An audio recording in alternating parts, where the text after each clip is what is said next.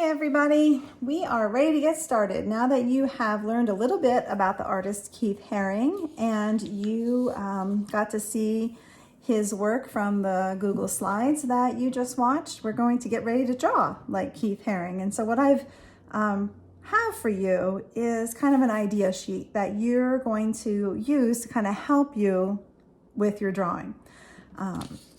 You can pull that paper up or that image on your Google slide up so that you're looking at it while you're drawing. If you are able and you can print it out, even better. But when I was drawing mine, all I did was on my computer, or you can, if you have a phone or whatever device you have, and you just want to have this image showing while you're drawing, that's what's important. You want to make sure that you're looking at this while you're going ahead to get started. And here's how this works. So I finished this one this morning using this paper. And what I'd like you to do is choose a head from this column.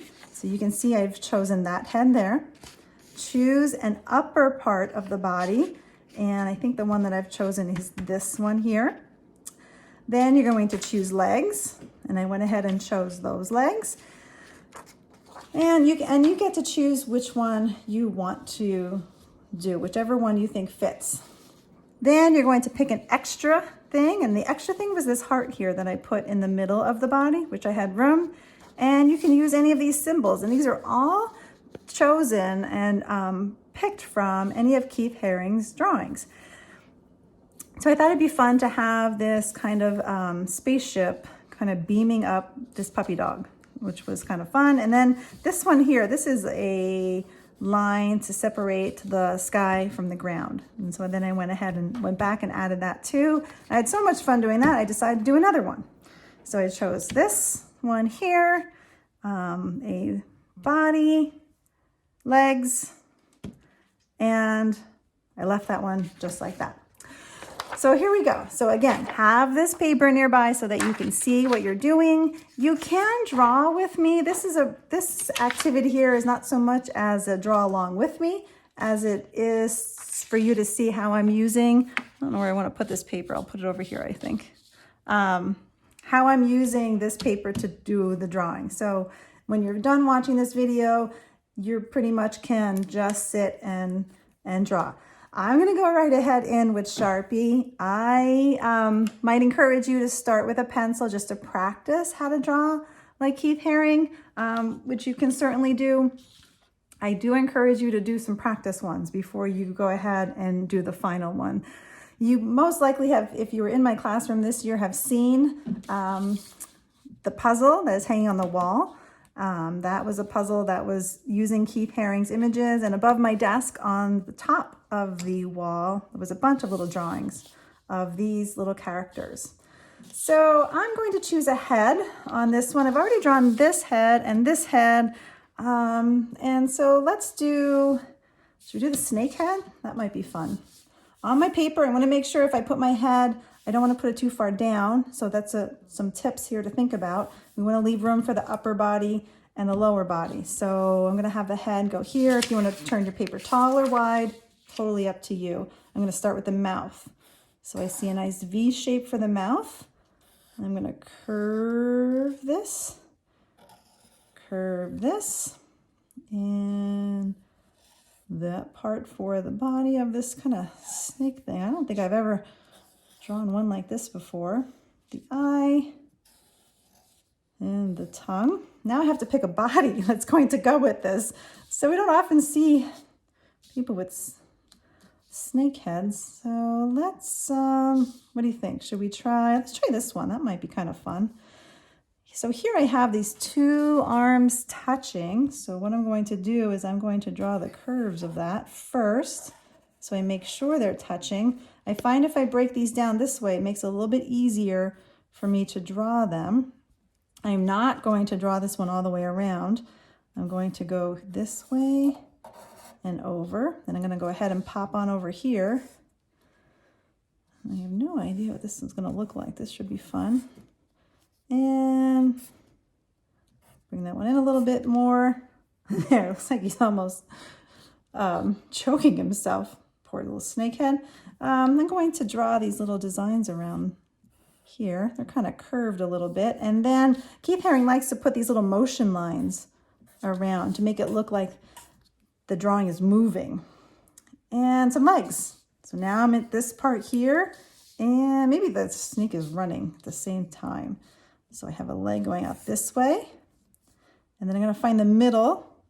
So notice I didn't start and go right around that way. I find that hard to do. Draw those two lines for the leg and then add the foot. So just a little tip for you there. And that part, I'm going to get a knee, and I'm going to end it with the leg. And don't forget your motion lines. Those are the most fun. So that's fun. Now I'm going to need to put an extra. So why not have even more fun with this and add some wings? So I'm going to add some wings to my snake-headed running person. So let's see, wings go this way. And then they start angling down this way. And I'm going to put my lines there. Cool. I don't want to interrupt those. So now I'm going to go out that way. And those are those wings.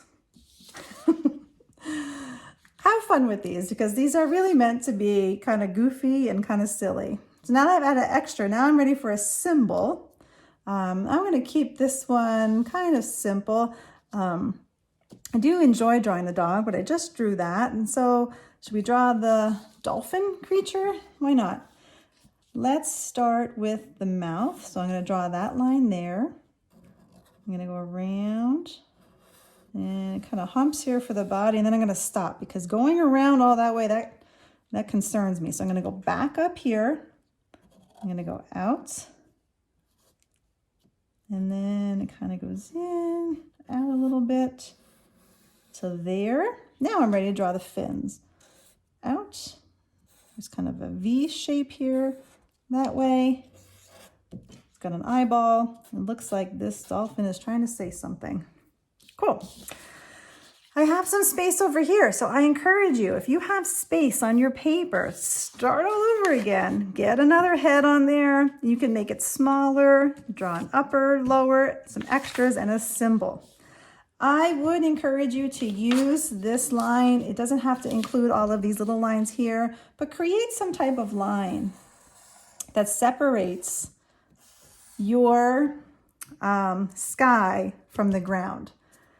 Even if you don't want to draw another person, maybe you want to draw, maybe there's another symbol here that you want to draw. Maybe there's one more little symbol that you would, maybe this little kind of three-eyed face hanging out up here in the corner you would like to draw.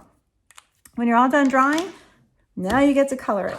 When I was working on mine, I had colored pencils nearby, so that's what I used. So I colored this in with colored pencil, kind of create a little bit of a gradient in the background. If you would rather color it in with some bold markers, go for it. If your lines, if you drew them first with pencil, I encourage you to go over them with a dark, even if it's not a Sharpie, a dark marker. Make those lines nice and bold.